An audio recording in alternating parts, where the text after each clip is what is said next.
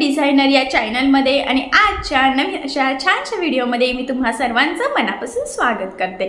तर बघा मग बऱ्याचदा आपल्याला असं वाटतं की ब्लाऊजला आपण म्हणजे बाहीला काहीतरी डिझाईन बनवावी, कारण ब्लाऊजला आपण बऱ्याचदा बनवत असो, विचार करत असो, पण बाहीला डिझाईन बनवताना आपण विचार करतो की आपला बाही चांगली दिसेल का, ब्लाऊज चांगला दिसेल का, आपल्याला सूट होईल का, हे बरेचसे प्रश्न आपल्याला पडलेले असते। तर आज मी तुमच्यासोबत खूप सुंदर अशी बाहीची डिझाईन शेअर करणार आहे आणि ही जी काही डिझाईन आहे तर यामुळे नक्कीच तुमच्या साडीला ब्लाऊजला खूप सुंदर असं लुक येईल आणि मी तुम्हाला या डिझाईनची कटिंग आणि स्टिचिंग दोन्ही पण अतिशय सावकाश स्टेप बाय स्टेप आणि खूप काही महत्त्वाच्या टिप्स अँड ट्रिक्स आहेत सांगणार आहे, जेणेकरून हा व्हिडिओ बघून अशी छानशी बाही डिझाईन तुम्हाला सहजच बनवता येईल। त्याचबरोबर याची पद्धत इतकी सोपी आहे की बाय चान्स जरी तुम्ही कोणी नवीन शिकत असाल तरी सुद्धा तुम्हाला ही म्हणजे हा व्हिडिओ बघून अशी बाही डिझाईन सहजच बनवता येईल। ठीक आहे, चला तर मग आता वेळ न घालवता आपण आपल्या आजच्या छानशा व्हिडिओला सुरुवात करूयात आणि हा व्हिडिओ तुम्ही स्किप न करता पूर्ण नक्की बघा, जेणेकरून अशी छानशी बाही डिझाईन लेटेस्ट ट्रेंडिंग अशी बनवणं तुम्हाला खूपच सोपं जाईल। ठीक आहे, चला तर मग आता आपण छानशी बाही डिझाईन बनवायला सुरुवात करूयात। तर बघा इथे मी ऑलरेडी अस्तरवर बाही कटिंग करून घेतलेली आहे, काठसुद्धा सेपरेट कटिंग केलेला आहे डिझाईन बनवण्यासाठी आणि ब्लाऊजचा कपडासुद्धा। तर बघा ही जी काही बाही आहे तर ही कोपऱ्यापर्यंत बाही आहे आणि ॲक्च्युली छोटी साईज आहे, तुम्ही तुमच्या मापानुसार करू शकतात, 9 इंच 10 इंच 11 इंच किंवा 8ही इंच असू शकते। ठीक आहे, तर अशा पद्धतीने ही बाही कटिंग केलेली आहे मी आणि बाहीच्या डबल हा ब्लाऊज पीसचा कपडा घेतलेला आहे। ठीक आहे, डबल डिझाईनसाठी डबल लागतो आहे आपल्याला आणि काठसुद्धा बघा मी इथे कटिंग करून घेतलेला आहे। ॲक्च्युली याचा छोटा काठ आहे त्यामुळे आपण काठ हा जॉईन करणार आहोत। ह्या डिझाईनसाठी जरा मोठा काठ असला की छान दिसतं, तर तुमचा जर का मोठा काठ असेल तर काही प्रॉब्लेम नाही, पण छोटा असेल आणि तुम्हाला जर शक्य असेल तर तुम्ही असं जॉईन करून घेऊ शकतात किंवा जर छोटा लावायचा असेल तरीही लावू शकतात, काही प्रॉब्लेम नाही, पण मोठ्या काठाने अजून सुंदर असं लूक येतं। सो त्यामुळे मग मी इथे हा काठ जॉईन करून घेणार आहे। तर बघा सेम पार्टमध्ये मी इथे कट करून घेतलेला आहे आणि आता हा जो काही काठ आहे तर हा सगळ्यात आधी मी जॉईन करून घेणार आहे आणि मग पुढची डिझाईन कशी वगैरे बनवायची आहे तर ते आपण कंटिन्यू पुढे बघूयात।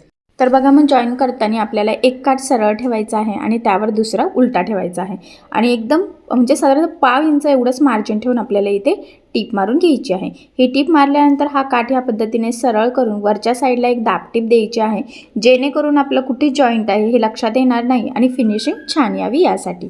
हे बघा, ठीक आहे, आता हा काठ जॉईन झाल्यानंतर आपल्याला अस्तरच्या बाहीला हा काठ लावायचा आहे। तर बघा मग मी काठ सरळ ठेवला आणि त्यावर बाही ठेवून घेतलेली आहे। आता काय करायचं आहे, सगळ्यात आधी आपल्याला खालच्या साईडने साधारणतः 5 इंचाचं मार्जिन ठेवत इथे टीप मारून घ्यायची आहे। बघा व्यवस्थित ह्या पद्धतीने पुन्हा सांगते, काठ सरळ ठेवलेला आहे त्यावर बाही ठेवली आणि 5 इंचाचं मार्जिन ठेवून इथे मी टीप मारून घेतली। आता काय करायचं आहे, ही बाही आपल्याला सरळ करून आपल्याला इथे द्यायची आहे दाबटीप।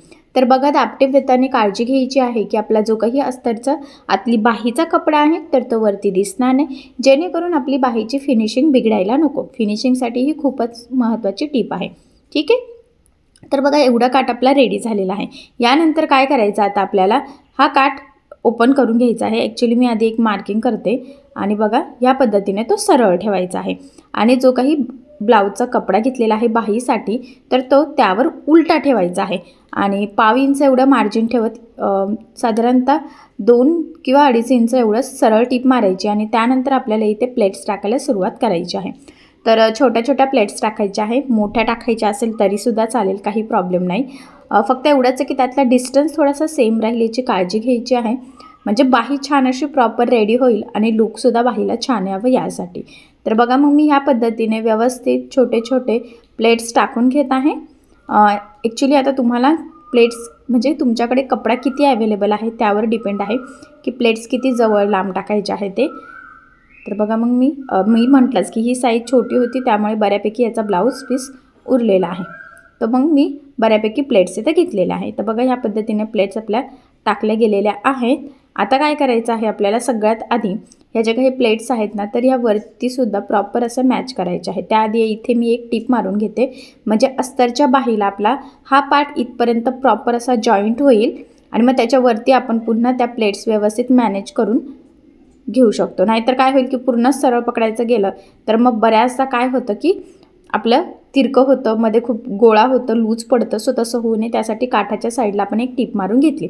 त्यानंतर ह्या प्लेट्स बघा वरच्या साईडला ह्या पद्धतीने सरळ करत आपल्याला एक सिंपल अशी टीप मारायची आहे जेणेकरून त्या प्लेट्स वरच्या साईडला सुद्धा पॅक होतील. मग आपल्याला त्या बाहीला जोडणं सोपं जाईल आणि फिनिशिंगसुद्धा व्यवस्थित यावी. प्लेट्स कसं ना खाली जेवढ्या आहे तेवढ्याच वरती आल्या तरच बाहीला लूक येतं, नाही तर मग काहीतरी विचित्र दिसतं. सो तसं होऊ नये त्यासाठी व्यवस्थित काळजीपूर्वक बघा ह्या पद्धतीने या प्लेट्स प्रॉपर अशा व्यवस्थित प्रेस करत आपल्याला एक सिंपल अशी सरळ टीप मारायची आहे. आपण लगेच अस्तरच्या बाहीला जोडलेलं नाही आहे. लक्षात राहू द्या, फक्त प्लेट्स आपण इथे सेट करून घेतलेल्या आहे. तुम्ही प्रेसनी पण करू शकतात, पिन आपण लावू शकतात, पण मी इथे डायरेक्ट टीप मारली. आणि त्यानंतर बघा आता मग आपल्याला अस्तरची बाही या बाहीला संपूर्ण कडेकडेने जेवढं शक्य आहे तेवढं कमीत कमी मार्जिन पकडत जोडून घ्यायचे आहे. आता बघा प्लेट्ससुद्धा जोडणं आपल्याला सोपं झालेलं आहे. वरती एक शिलाई टाकली होती त्यामुळे हे बघा एकदम प्रॉपर फिनिशिंग सेट आपण जोडून घेतलेलं आहे. त्यानंतर जे काही एक्स्ट्राचं आहे आता तर ते सगळंच आपण कट करून घेऊयात, म्हणजे परफेक्ट मापाची बाही आपली इथे रेडी होईल. तर बघा मग मी इथे प्रॉपर असं कट करून ही बाही रेडी करून घेते. तुम्ही बघू शकता प्लेट्स एकदम प्रॉपर सरळ आलेल्या आहे, कुठे गोळा झालेला नाही आहे, तिरक्या गेलेल्या नाही आहे, खूप फुगा खूप लूज असं काहीच नाही. एकदम व्यवस्थित फिनिशिंग सहित त्या प्लेट्स आपल्या इथे सेट झालेल्या आहे. काठसुद्धा प्रॉपर असा खाली लागलेला आहे, असा घोळ पडणार नाही, लूजसुद्धा पडलेले नाही आहे. सो तुम्हाला एवढं नक्कीच लक्षात आलेलं असेल इथपर्यंत, ठीक आहे. त्यानंतर बघा मग मी इथे गोल्डन लेस घेतलेला आहे, 2-3 प्रकारच्या घेतलेल्या आहे बाहीला अजून सुंदर असं लूक यावं यासाठी. तर बघा एक न्यू स्टाईलची घेतलेली आहे गोल्डन आणि त्याला टिकली आहे बघा खालच्या साईडने, म्हणजे छान दिसेल. तुम्हाला जर वाटत असेल त्या बाहीला तुम्ही मोती लेस लावू शकता बॉर्डरला, किंवा हँगिंग्स मिळतात बघा तर त्यासुद्धा लावू शकतात, जेणेकरून बाही अजून सुंदर दिसेल. तर ते तुमच्या किंवा तुमच्या कस्टमरच्या चॉईसवर आहे, ठीक आहे. सो मी इथे ही टिकलीवरची लेस आहे तर ती बॉर्डरला लावते, म्हणजे छान असं लूक येईल. तर मी मॅचिंग दोरा इथे ओवून घेतला आणि सगळ्यात आधी ही लेस आता आपण लावून घेऊयात. तर लेस जास्त खाली जाणार नाही याची काळजी घ्यायची, ब्लाऊजवरच आली पाहिजे, नाहीतर मग त्या टिकल्या टोचू शकतात. तर ह्या एक गोष्टीची थोडीशी काळजी घ्यायची आहे. मी म्हटलं तुम्ही हँगिंग्सची लेस मिळते तीसुद्धा लावू शकतात, किंवा हँगिंग सेपरेट बनवूनसुद्धा लावू शकतात.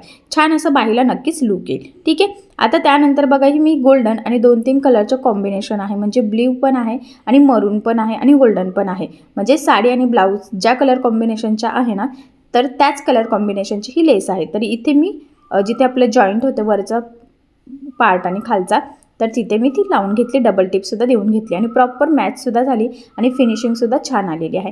त्यानंतर बघा जिथे काट जॉईंट आहे ना तर तिथे आपण एक लेस लावून घेऊयात गोल्डन, म्हणजे मग बाही अजून छान दिसेल. कुठे जॉईंट आहे तर ते लक्षातसुद्धा येणार नाही.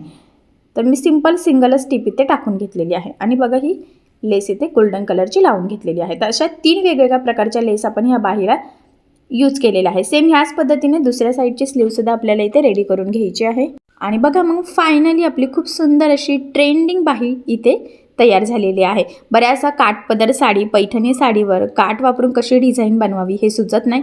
सो अशी डिझाईन तुम्ही नक्की ट्राय करू शकतात, म्हणजे खूप काही कपडा पण लागत नाही आणि फिनिशिंगचा पण प्रॉब्लेम शक्यतो येत नाही. खूप फुगा घ्यायचा असला की बऱ्याचदा बऱ्याच जणांना जॉईन करणं, ते एक्स्ट्रा कट करणं, तर हे जरा अवघड जातं. सो अशा प्रकारची एकदम साधी सिंपल सोपी बाही डिझाईन तुम्ही नक्की ट्राय करू शकता. नक्कीच ह्या बाही डिझाईनमुळे आपल्या साडीला आणि ब्लाऊजला खूपच सुंदर असा लूक येईल. आणि सध्या ह्या बाही डिझाईनचा सुद्धा खूप ट्रेंड चालू आहे.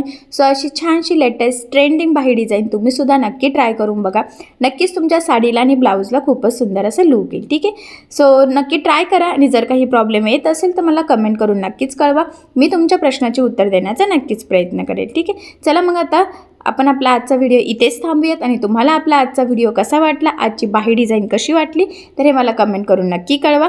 त्याचबरोबर आपला व्हिडिओ आवडला असेल तर व्हिडिओला लाईक करायला विसरू नका. आणि असेच नवनवीन छानसे व्हिडिओज बघण्यासाठी आपल्या सायली फॅशन डिझायनर या चॅनलला लाईक करा, शेअर करा आणि सबस्क्राईब करायला विसरू नका. आणि ज्यावेळेस तुम्ही सबस्क्राईब कराल त्यावेळेस त्यासमोरील बेल आयकॉन ही नक्की प्रेस करा.